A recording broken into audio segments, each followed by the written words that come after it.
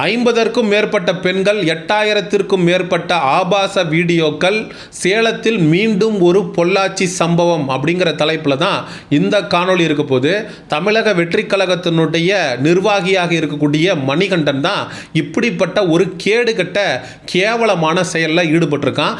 அவன் வீடியோ எடுத்து 50 பெண்களை அனுபவித்தது மட்டும் இல்லாமல் தன்னுடைய நண்பர்களுக்கும் இரையாக்கி இருக்கான். அந்த பெண்களை பாலியல் தொழிலுக்குள்ளேயும் தள்ளி இருக்கான் என்கிற திடுக்கிடும் தகவல்கள் அப்படிங்கிறது வெளியாக இருக்கிறது. இவ்வளோ பெரிய சம்பவம் நடந்திருக்கு அப்படின்னா சேலம் மாவட்டத்தில் இருக்கக்கூடிய காவல்துறை என்ன நடவடிக்கை எடுத்திருந்தது அப்படிங்கிற கேள்வியும் இந்த இடத்துல மேலோங்கி இருக்கிறது. இதில் ஒரு பெண் பாதிக்கப்படுறாங்க. இந்த நபர்னால பாதிக்கப்பட்டு அந்த பெண்ணை இவன் மிரட்டுறான் ஃபோனில். இந்த மாதிரி உன்னுடைய ஆபாச வீடியோ இருக்குது, நீ மட்டும் என்னுடைய காம இச்சைக்கு இணங்கலைனா, நான் சொல்கிறத நீ கேட்கல அப்படின்னா சமூக ஊடகங்களில் அதை நான் பரவ விட்டுருவேன்னு மிரட்டியிருக்கான். அந்த பொண்ணு எவ்வளவோ கெஞ்சி பார்த்துருக்கு, இவன் விடுறதா தெரில. சரி, நேரில் போய் பார்த்து அவன்கிட்ட எப்படியாவது மன்றாடி தன்னுடைய வீடியோவை அவனோட ஃபோனில் இருந்து டெலீட் பண்ண வச்சுருவோம் அப்படின்னு சொல்லி அந்த பொண்ணு போயிருக்கு. அந்த பொண்ணு போனப்போ பாத்ரூமுக்கு இவன் போயிருக்கான். உல்லாசமாக அந்த பொண்ணோட இருந்திருந்திருக்கான். அந்த பாத்ரூமில் அவன் போன கேப்பில் அந்த ஃபோனை எடுத்து அந்த பொண்ணு பார்த்தப்ப ஏகப்பட்ட பெண்களுடைய வீடியோ இருக்குது. இந்த பொண்ணு பேசின வீடியோ காலை வச்சுருந்துருக்கான். அந்த பெண்ணு அவன் பாத்ரூம் போன அந்த ஒரு மொமெண்ட்டை சரியாக பயன்படுத்தி அவனோட ஃபோனில் இருந்த ஒரு சில முக்கியமான ஆபாச வீடியோக்களை தன்னுடைய மொபைலுக்கு ட்ரான்ஸ்ஃபர் பண்ணிக்கிறான். அதுக்கப்புறம் அவளுடைய வீடியோவை அவனுடைய ஃபோனில் இருந்து அழிச்சிட்றான். அதுக்கப்புறம் அந்த பெண் என்ன செய்கிறா அப்படின்னு கேட்டிங்கன்னா, அந்த ஆதாரத்தை காவல் ஆணையருக்கு ஒரு காப்பி, அதுக்கப்புறம் அவன் சம்மந்தப்பட்ட போலீஸ் ஸ்டேஷனுக்கு ஒரு காப்பி அப்படின்னு சொல்லி அனுப்பி வைக்கிறான். அதுக்கப்புறம் காவல்துறை இந்த நபரை கூப்பிடுது, விசாரணைக்குன்னு கூப்பிட்டு அந்த நபரோட ஃபோனில் இருக்கக்கூடிய ஆபாச வீடியோக்களை அழிச்சிட்டு எந்த விதமான நடவடிக்கையும் எடுக்காமல் அனுப்பி வைத்ததாகவும் காவல்துறை மீது ஒரு குற்றச்சாட்டு அப்படிங்கிறது எழுந்திருக்கு. இதே போல் ஒரு பெண் ரோட்டில் நின்று அழுதுட்டு இருந்திருக்காங்க. வட்டி கட்ட முடியாமல் யாருக்கோ எங்கேயோ ஒரு இடத்துல இருந்து வட்டிக்கு பணம் வாங்கியிருக்காங்க. அந்த பணத்தை திரும்ப கொடுக்க சொல்லி வட்டிக்கு கொடுத்த நபர் பேச அந்த பொண்ணு காசு கொடுக்க முடியலையே அப்படின்னு ரோட்டில் நின்று அழுதுட்டு இருந்திருக்கு. இந்த மணிகண்டன் ஹீரோ ஆச்சே, இவர் தான் பெண்களுடைய காவலராச்சே, விஜய் சொல்கிற மாதிரி பெண்களுக்கு பாதுகாப்பான ஆட்சி தானே நடந்துகிட்டு இருக்கு. ரோட்டில் ஒரு பொண்ணு நின்று அழுதுகிட்டு இருக்குன்னா, ஏமா அழுதுட்டு இருக்கேன், நான் ரொம்ப நேரமாக பார்த்துட்டு இருக்கேன் அப்படின்னு நல்லவே மாதிரி போய் நல்ல விசாரிச்சிருக்கான். அந்த பொண்ணு இல்லைங்க, எனக்கு புருஷன் கிடையாது, 2 குழந்தைங்களை வச்சுட்டு நான் கஷ்டப்படுறேன், வட்டிக்கு ஒரு இடத்துல வாங்கியிருந்தேன், திருப்பி கொடுக்க முடியாதனால ரொம்ப அசிங்கமாக இருக்குது, அதனால தான் நான் ரோட்டில் நின்று அழுதுகிட்டு இருக்கேன் அப்படின்னு அந்த பொண்ணு சொல்லியிருக்கு. நீ கவலைப்படாதம்மா, என்னோட ஃப்ரெண்ட்ஸ் எல்லாம் ஃபினான்ஸ் தான் விடுறாங்க, நீ என்னோட நம்பரை வச்சுக்க, நீ எதுவாக இருந்தாலும் எனக்கு கால் பண்ணு, நான் உனக்கு பண்ணி கொடுக்குறேன் அப்படின்னு நல்லவே மாதிரி பேச ஆரம்பித்து கணவன் இல்லாத அந்த பெண்ணுக்கு ஆசை வார்த்தையை சொல்லி உனக்காக நான் இருக்கேன் அப்படின்னு சொல்லி அந்த பொண்ணை நம்ப வச்சு 2 முறை ஹோட்டலுக்கு கூட்டிகிட்டு போயிருக்கான். கூட்டிகிட்டு போய் உல்லாசமாகவும் இருந்திருக்கான். அந்த பொண்ணு இவங்கிட்ட பேசின வீடியோ கால்களை ரெக்கார்ட் பண்ணியிருக்கான். அதாவது ஆபாசமாக ஒருத்தர் ட்ரெஸ் எல்லாம் ரிமூவ் பண்ணிட்டு பேசுவாங்கள்ல, அதை ரெக்கார்ட் பண்ணி வச்சுக்கிறது. அந்த ரெக்கார்ட் பண்ணி வச்சுக்கிட்டு அந்த பொண்ணு ஏதாவது முரண்டு பிடிக்கிறா, இவனுடைய இச்சைக்கு இணங்கலை அப்படின்னா உன் வீடியோ என்கிட்ட இருக்குது, அதை நான் சோசியல் மீடியாவில் விட்டுருவேன் அப்படின்னு சொல்லி மிரட்டுறது. ஒரு கட்டத்தில் மிரட்ட ஆரம்பித்தவன் என்ன பண்ணியிருக்கான் அப்படின்னா, இவனை பற்றி அந்த பொண்ணுக்கு தெரிஞ்சிருச்சு. அந்த பொண்ணு இவனோட ஃபோனில் என்னென்ன வீடியோலாம் வச்சிருக்கிறான், 8000 வீடியோ வச்சிருக்கிறான் அப்படின்னு அந்த பொண்ணு கொடுத்த வாக்கு மூலம் சமூக ஊடகங்களில் காட்டுத்தீயாக பரவிட்டு இருக்கு. இவன் ஒரு கேடுகட்ட புறம்போக்கு, இவன் கூட நம்ம பழக வேணாம், நமக்கு 2 குழந்தைங்க இருக்காங்க, இவன் கூட போனால் நம்ம வாழ்க்கை நாசமாக போயிடும் சொல்லி இவனை பற்றி தெரிஞ்சு இவன்கிட்ட இருந்து அந்த பொண்ணு விலகணும்னு நினைக்குது. அப்போ இவன் என்ன பண்ணுறான் அப்படின்னா, உன் வீடியோ இருக்குது அப்படின்னு சொல்லி மிரட்ட ஆரம்பிக்கிறான். அதுக்கப்புறம் நீ என்னோட ஃப்ரெண்ட்ஸுங்க கூட பழகு, அவங்கெல்லாம் ஃபினான்ஸ் ஃபீல்டில் இருக்கிறவங்க தான், நான் எப்படி உனக்கு ஃபினான்ஷியலாக 1000 2000, அந்த பொண்ணுக்கு பாவம் குடும்ப கஷ்டம், குழந்தைங்களுக்கு ஃபீஸ் கட்டணும், 1008 பிரச்சனைகள் இருக்குது, புருஷன் விட்டுட்டு போயிட்டான். அப்படிங்கிறப்போ இவன் கூட பழகிருக்கு, இவன் நம்பிக்கையாக இருப்பான்னு நினச்சிருக்கு, இவன் கடைசி வரைக்கும் நம்ம கூட இருப்பான், நம்மளை பார்த்துக்குவான் அப்படின்னு நம்பி இருக்கு. அதனால் அவன் கொடுக்குற 1000 2000 வாங்கியிருக்கு. இந்த வறுமையை ஒரு ஆயுதமாக இவன் எப்படியெல்லாம் பெண்களுக்கு எதிராக பயன்படுத்தியிருக்கான் பாருங்க. தான் அந்த பொண்ணை காம இச்சைக்கு பயன்படுத்தினது மட்டும் இல்லாமல் தன்னுடைய நண்பர்களுக்கு இரையாக்குறதுக்கு முயற்சி பண்ணியிருக்கான். அந்த பொண்ணுகிட்ட சொல்லியிருக்கான், அவனுங்களும் உனக்கு பணம் கொடுப்பானுங்க, நீ அவனுங்க கூடயும் என் கூட எப்படி இருந்தியோ அதே மாதிரி போய் இரு அப்படின்னு இருக்கான். நல்லா புரிஞ்சுக்கணும், வறுமையில் இருக்கக்கூடிய பெண்கள்கிட்ட உதவி செய்கிற மாதிரி பழகி அவங்க அவங்களுக்கு நம்பிக்கையை கொடுத்து உனக்காக நான் இருக்கேன்னு சொல்லி ஒரு கட்டத்தில் அவங்கள தன்னுடைய காம இச்சைக்காக பயன்படுத்தி அவங்க இவனை நம்பி பேசக்கூடிய வீடியோ காலை வந்து ரெக்கார்ட் பண்ணி வச்சுக்கிட்டு அதுக்கப்புறம் இவன் எங்கெல்லாம் அந்த பெண்களை கூட்டிகிட்டு போய் ஹோட்டலில் ரூம் போட்டு உல்லாசமாக இருக்கிறானோ அதை அந்த பெண்களுக்கு தெரியாமல் ரெக்கார்ட் பண்ணி வச்சுக்கிட்டு டைம் வரும்போது அந்த பெண்கள் இவனை விட்டு விலகி போகணும் அப்படின்னு யோசிக்கும் போது உன் வீடியோ என்கிட்ட இருக்கு, நீ மட்டும் என் நண்பர்களோட உல்லாசமாக இல்லை அப்படின்னா இந்த வீடியோவை நான் வெளியில் விட்டுருவேன் அப்படின்னு எத்தனை பெண்களுடைய வாழ்க்கையை இவன் சீரழிச்சிருப்பான் அப்படின்னு நம்மளால் கற்பனை கூட பண்ணி பார்க்க முடியல. பொள்ளாச்சி சம்பவத்திலேயாவது அதில் கிட்டத்தட்ட குற்றவாளிகள்னு எடுத்துக்கிட்டோம்னா ஒரு 10 பேர் இருக்கானுங்க. 10 பேர் சேர்ந்து தான் 100க்கும் மேற்பட்ட பெண்களுடைய வாழ்க்கையை சீரழிச்சானுங்க. ஆனால் இவன் ஒருத்தன் மட்டும் 50க்கும் மேற்பட்ட நபர்கள் இவன் ஒருத்தனால பாதிக்கப்பட்டிருக்காங்க. கிட்டத்தட்ட 8000 வீடியோக்கள் அவன் ஃபோனில் இருக்குது அப்படின்னு ஒரு பொண்ணு ஒப்புதல் வாக்குமூலம் கொடுத்துருக்கு அப்படின்னா இது எவ்வளோ பெரிய பிரச்சனை அப்படிங்கிறத மக்களாகிய நீங்கள் புரிஞ்சுக்கணும். தாவேகாவில் இருக்கக்கூடிய நிர்வாகிகள் தொடர்ந்து பாலியல் வழக்குகளை சிக்கிறது அப்படிங்கிறது தொடர்கதை ஆயிடுச்சு. இது வந்து 4வது சம்பவம். விஜய் அவர்கள் ஆட்சி பொறுப்பேற்று இதுவரைக்கும் 4 தாவேகா நிர்வாகிகள் பாலியல் குற்றங்களில் ஈடுபட்டிருக்காங்க. இதே போல் ஆலந்தூர் பகுதியில் வேம்புலி என்கிற தாவேகா நிர்வாகி ஒரு கணவன் இல்லாத ஒரு பெண்ணுகிட்ட பாலியல் அத்துமீறலில் ஈடுபட்டு 2 பிரிவுகளின் கீழே வழக்கு பதிவு செய்து அந்த நபரை காவல்துறை அப்படிங்கிறது கைது செய்திருக்கிறது. இதுக்கு முன்னாடி பார்த்தீங்கன்னா ஒரு கல்லூரி மாணவி குளிச்சுக்கிட்டு இருந்தப்போ ஒரு தாவேகா நிர்வாகி எட்டி பார்த்து அந்த நபரையும் காவல்துறை கைது செய்திருக்கு. அதுக்கு முன்னாடி ஒரு போஸ்கோ ஆக்டில் இதே மாதிரி ஒரு தாவேகா நிர்வாகி ஒரு 16 வயசு குழந்தை ஸ்கூலுக்கு போகிற பொண்ணு நைட்டு நேரத்தில் எல்லாரும் தூங்குனதுக்கப்புறம் அந்த பொண்ணோட வீடு ஏறி குதிச்சு அந்த குழந்தைக்கு வந்து பாலியல் தொந்தரவு அப்படிங்கிறத அவன் கொடுத்து அவங்களுடைய பெற்றோர்கள் சுற்றி இருந்த உறவினர்கள்லாம் அவனுக்கு தர்மடி கொடுத்து காவல் நிலையத்தில் ஒப்படைச்சு அவன் மேலே வழக்கு பதிவு செய்து போஸ்கோ ஆக்டில் இப்போ உள்ளே இருக்கான்.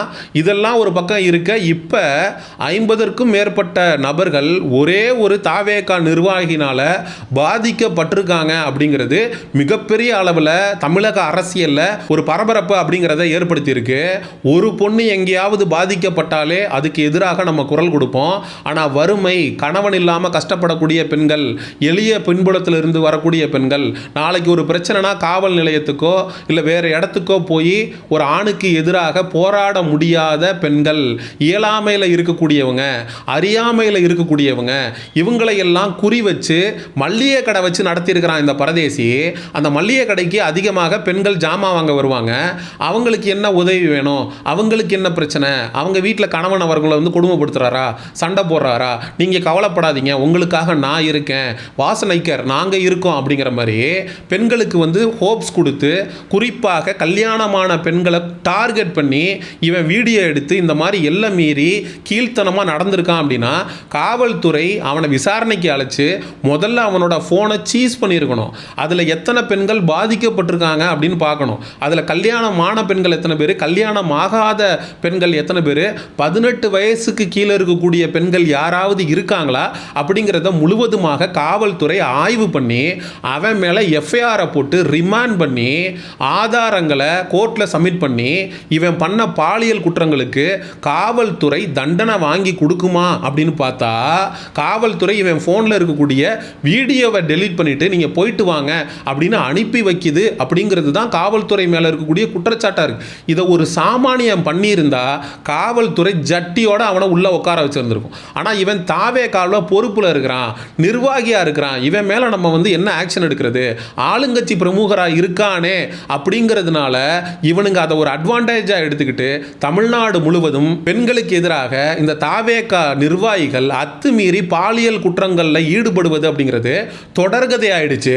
இந்த காணொளி வாயிலாக நம்ம முதலமைச்சர் விஜய் அவர்களுக்கும் காவல்துறைக்கும் வைக்கக்கூடிய கோரிக்கை என்ன அப்படின்னா இந்த பொறுக்கி மணிகண்டனை உடனடியாக கைது செய்து அவனுடைய ஃபோனை பறிமுதல் செய்து எந்த காவல்துறை அதிகாரி அவன் ஃபோனில் இருக்கக்கூடிய ஆபாச வீடியோக்களை அழிச்சிட்டு ஃபோனை கொடுத்து அந்த நபரை அனுப்பிவிட்டாரோ அவர்கள் மீதும் சட்டம் தன் கடமையை செய்யணும். ஏன்னா ஆதாரத்தை அழிக்கிறது அப்படிங்கிறது ரொம்ப ரொம்ப தப்பான விஷயம்.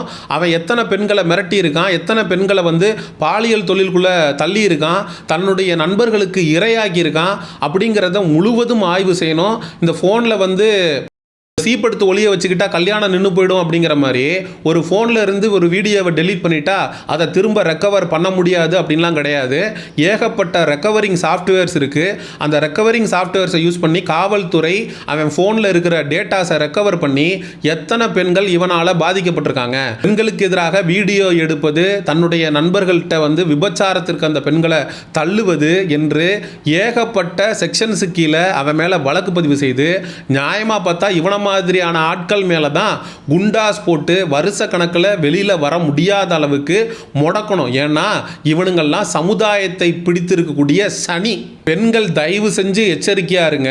தெரியாத ஒரு நபர்கிட்ட பழகுறோம் அப்படிங்கிறப்போ, வீடியோ கால் பேசுகிறோம் அப்படிங்கிறப்போ எச்சரிக்கையாக செயல்படுங்க. அதரனில் இருக்கிறவன் ஸ்க்ரீன் ரெக்கார்டை வச்சுக்கிட்டு நீங்கள் இந்த பக்கம் என்ன பண்ணுறீங்களோ எல்லாத்தையும் ரெக்கார்ட் பண்ணிக்கிட்டு நாளைக்கு இவன் பொறுக்கி புறம்போக்கு, நாளைக்கு அவன் கூட நம்ம பழக வேணாம் நீங்கள் ஒரு முடிவெடுத்து விலகும் போது உங்களுடைய வீடியோ காலையும் நீங்கள் அவன் கூட பழகின விஷயத்தையும் வச்சு நாளைக்கு உங்களையே மிரட்டி உங்கள் ஒட்டுமொத்த வாழ்க்கையையும் அவன் நாசமாக்குறதுக்கு எவனாவது ஒருத்தன் இந்த மாதிரி காத்துக்கிட்டு இருப்பான் அப்படிங்கிறத நினைவில் வச்சுட்டு செயல்படுங்க அப்படின்னு சொல்லி இந்த காணொலியை நிறைவு செய்கிறேன்.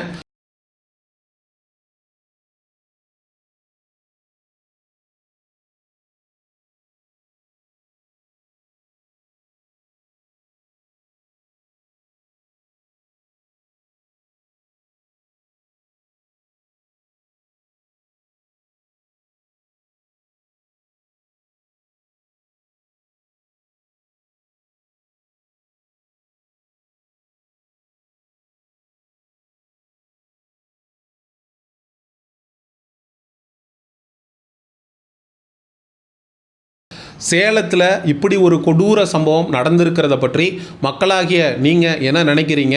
இன்னொரு பொள்ளாச்சி சம்பவம் தான் சேலத்தில் நடந்திருக்கா? இன்னொரு பொள்ளாச்சி சம்பவம் தான் சேலத்தில் நடந்திருக்கா? ஏன்னா அந்த மணிகண்டன் அப்படிங்கிறவன் பேர் மட்டும்தான் வெளியில் வந்திருக்கு.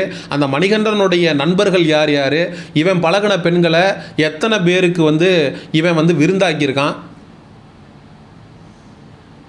மக்களாகிய நீங்கள் இந்த சேலத்தில் நடந்த இந்த பாலியல் குற்றத்தை பற்றியும், தொடர்ந்து தாவேகாவில் இருக்கக்கூடிய நிர்வாகிகள் தொடர் பாலியல் குற்றங்களில் ஈடுபட்டு வருவதை பற்றியும் மக்களாகிய நீங்கள் என்ன நினைக்கிறீங்க அப்படிங்கிற உங்களுடைய கருத்துக்களை மறக்காமல் கமெண்ட் செக்ஷனில் சொல்லுங்கள். சமூக நிகழ்வு, அரசியல் சார்ந்த பதிவுகளுக்கு சயோனிசம் சேனலை சப்ஸ்கிரைப் பண்ணுங்கள்.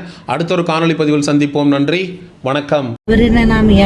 என்கிட்ட இல்லை, நிறைய பொம்பளைங்கள்ட்ட அது மாதிரி நடந்திருக்கிறது. அப்போ ஏதோ ஃபோன் கட்டாக இருந்துச்சு. ஒரு கேலரி ஓப்பனில் லாக்கில் இருந்த ஃபோன் ஓப்பனில் இருந்துச்சு. பார்த்தா நிறைய வீடியோஸ் இருந்துச்சு. நான் அப்படிப்பட்ட கேரக்டர் கிடையாது. தெரியாமல் உங்கள்கிட்ட பேசிட்டா உங்களோட இது எனக்கு தெரிஞ்சு போச்சு. எத்தனை பொண்ணுங்க கணக்கே இல்லைங்க சார். ஆனால் உங்களுக்கு அந்த வீடியோ பார்க்கறதுன்னு தெரியாது. என்கிட்ட நல்லவரும் மாதிரி தான் பேசுறாரு. வீடியோ கால் பேசின வீடியோ தான் இருக்குது. அதை வச்சுதான் இப்ப அந்த ஆள் இப்ப மிரட்டினான். எனக்கு தெரிஞ்சு அவனோட ஃபோல்டர்ல நான் பார்த்தப்ப 8000 சில்லற வீடியோ இருந்துச்சு. ஒரு பொறுப்பு வாங்கிட்டானா அவனை நம்பி எப்படி மக்கள், அதெல்லாம் எவ்வளோ ஒரு அவரு நான் சில வீடியோஸ்லாம் காட்டினாரு. நான் அதை பார்த்தேன். அது ரொம்ப வருத்தது விஷயம் தான். இல்லை அந்த மாதிரி அவர் நடத்துறதுக்கான காரணம் என்ன? அவர் என்கிட்ட இல்ல, நிறைய பொம்பளைங்கள்ட்ட அது மாதிரி நடந்திருக்கிறது. இதுக்காக அது மாதிரி இப்ப நான் செவ்வாய்ப்பேட்டை மேலே இது இருக்குல்ல, மார்க்கெட் இருக்குல்ல, பால் மார்க்கெட்ல அங்க ஒரு டைம் ரொம்ப எனக்கு ஒரு ப்ராப்ளம். எங்க வீட்டுக்காரர் விட்டு எனக்கு 12 வருஷம் ஆகும். ரொம்ப நான் கஷ்டத்துல இருந்தேன். என் ஒருத்தவங்கள்ட்ட வட்டிக்கு வாங்கியிருந்தேன். ஹவுசிங் போர்டில் ஒருத்தவங்கள்ட்ட வட்டிக்கு வாங்கி ரொம்ப பிரச்சனை ரொம்ப அதிகமா இருந்துச்சு. அதனால ஃபோன் பண்ணி அந்த பொம்பளை திட்டவும் நான் அழுதுகிட்டே இருந்தேன். ரொம்ப அழுதுகிட்டே இருக்கவும் இவர் அங்க போய் பார்த்துட்டு என்னை வளைச்சிட்டு வந்தாங்க. ஒரு 1/2 hour அந்த இடத்துல நின்றுட்டு வண்டியிலே தான் உட்காந்துட்டு அழுதுட்டு எங்க போறது வருதுன்னு தெரியல. சுத்திட்டு வந்துட்டு அங்க நின்றுட்டு இருந்தேன். அப்போ இவர் பேசிட்டு, இல்லைங்க ரொம்ப நேரமா பாக்குறேன் அழுதுகிட்டே இருக்கீங்க அப்படின்னு. ரொம்ப பிரச்சனைங்க, 2 பிள்ளைங்க இருக்குது, வீட்டுக்காரர் விட்டுட்டு போயிட்டாரு. இப்ப நீங்க ஒரு ஃப்ரெண்டா யாருன்னே தெரியல, யார் கேட்டாலும் நம்ம ஒரு கஷ்டம் நம்ம சொல்லதான் செய்வோம். ஒரு இடத்துல வந்து உதவி பண்றாலும் நம்ம கஷ்டம் சொன்னா மனசுல கொஞ்சம் ஆறுதலா இருக்கும் அப்படின்னு சொல்லி சொன்னேன். விடுங்க, எனக்கு தெரிஞ்ச ஃபைனான்ஸ்காரங்க இருக்கிறாங்க, ஏதோ ஒண்ணு பண்ணலாம் அப்படின்னு சொல்லி நம்பர் கொடுத்தாரு. அப்புறம் நான் அங்கிருந்து அழுதுட்டு கண்ணை தொடச்சிட்டு வீட்டுக்கு வந்துட்டேன். பாப்பாவுக்கு வந்து ஸ்கூல் டைம் ஆயிடுச்சு, ஒரு 4 மணி இருக்கும். ஸ்கூல் 4:10 ஸ்கூல் விட்டுருவாங்கன்ட்டு நான் 4:10 வந்துட்டேன். அப்புறமேட்டு ஒரு 4:15 வாங்கிட்டு போய் ஒரு 1/4 மணி நேரத்துல கால் பண்ணாரு.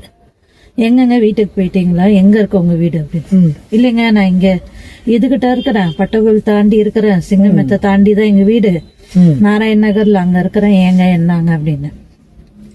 இல்ல, உங்களுக்கு ஹஸ்பண்ட் விட்டுட்டு போயிட்டாருங்கிறீங்க, பிள்ளைங்களை வச்சிருக்காங்க, ஏதோ என்னால முடிஞ்ச சப்போர்ட் நான் பண்றேன் அப்படின்னு. நான் இது வரைக்கும் யார்ட்டையும் அப்படி பேசுனது கிடையாது.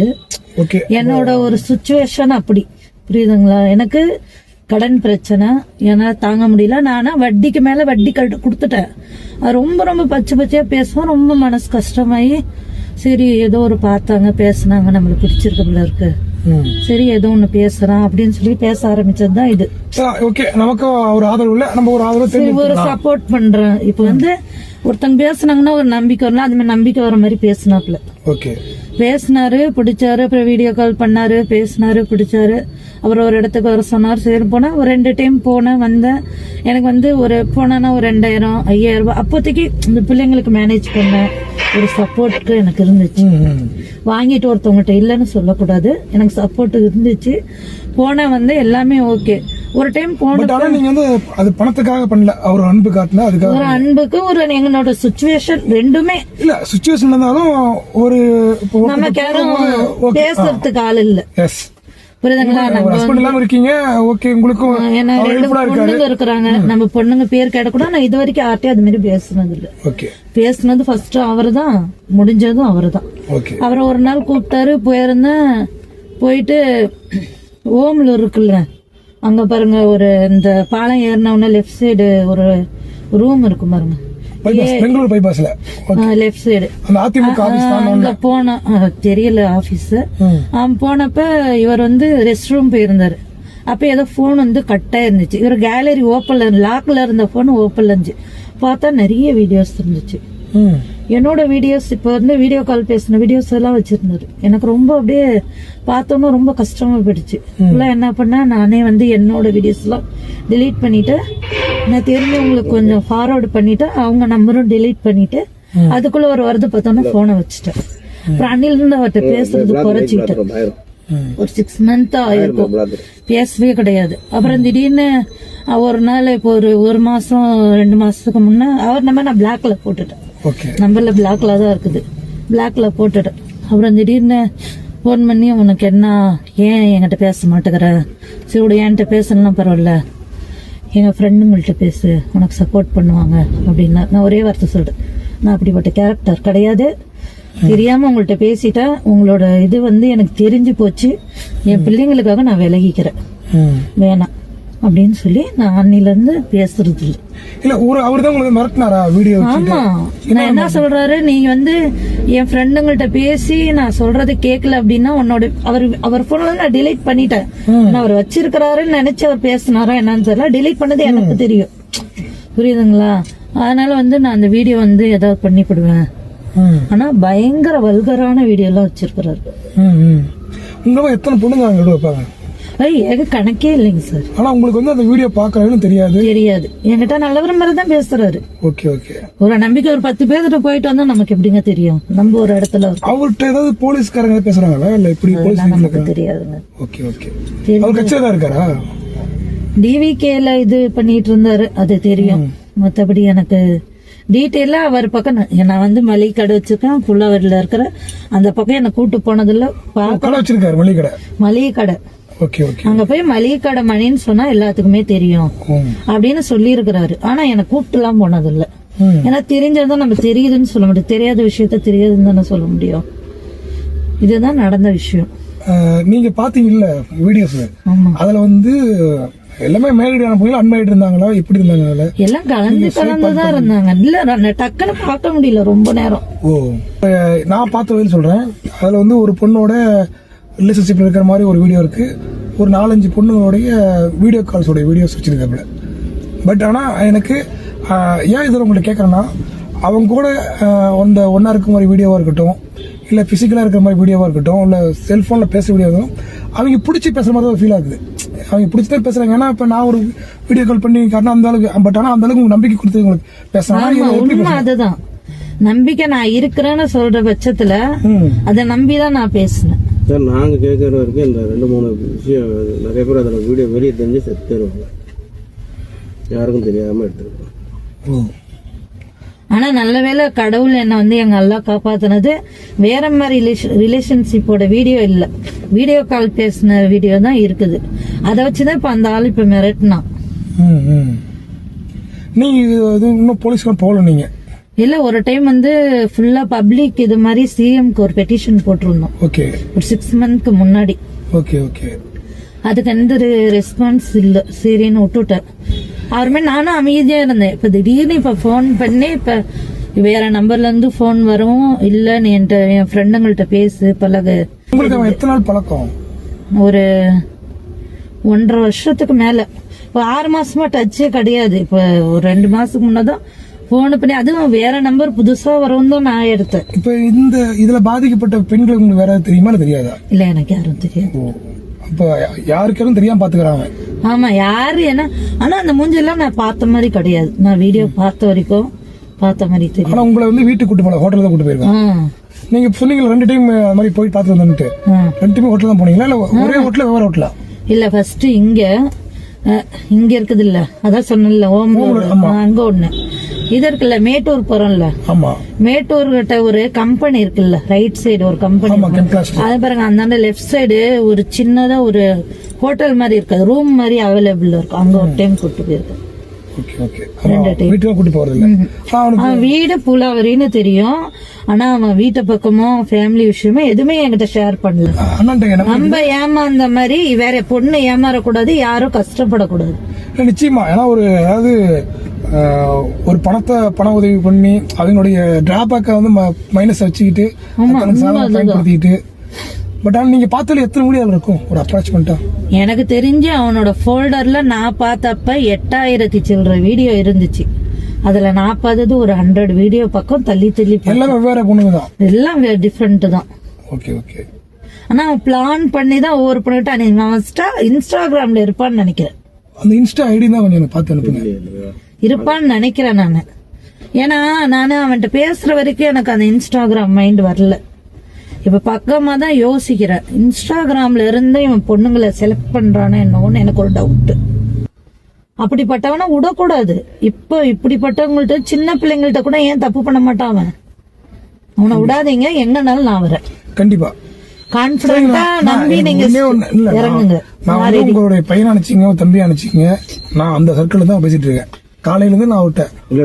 போன் பண்ணாரு, பேசுனேன். நீங்க ஒன்னும் இது பண்ண வேணாம், தைரியமா இறங்க, நான் நிக்கிறேன். தைரியமா நியூஸ் போடுற என்ன நியூஸ் இருந்தாலும் யாருமே பயப்பட மாட்டாங்க. அதனால தான் அவரை போய் பார்த்தேன். நீங்க அவன்கிட்ட பேசுறீங்களா? நார்மல் காலா வாட்ஸ்அப் காலா? நான் பேசினது வாட்ஸ்அப்ல தான் வீடியோ கால் பேசுறேன். நார்மல் கால் பேசுறீங்கல்ல? பேசியிருந்தேன். நார்மல் கால் எப்ப போய், ஏன்னா அதெல்லாம் ஒரு ரெக்கார்டா வரும். அவன் நாளைக்கு யாரும் தெரியாதுன்னு சொன்னா ரெக்கார்ட் பண்ணிக்கலாம். அதுக்குதான். கண்டிப்பா எவன் தானே தப்பு பண்ணவன் தெரியும்னு சொல்லியிருக்கான். ஒரு பொறுப்பு வாங்கிட்டானா அவனை நம்பி எப்படி மக்கள், அதெல்லாம் எவ்வளவு ஒரு கேவலமான விஷயம். இல்ல நிச்சயமா நம்ம அதை விடக்கூடாது, பண்ணிக்கலாம்.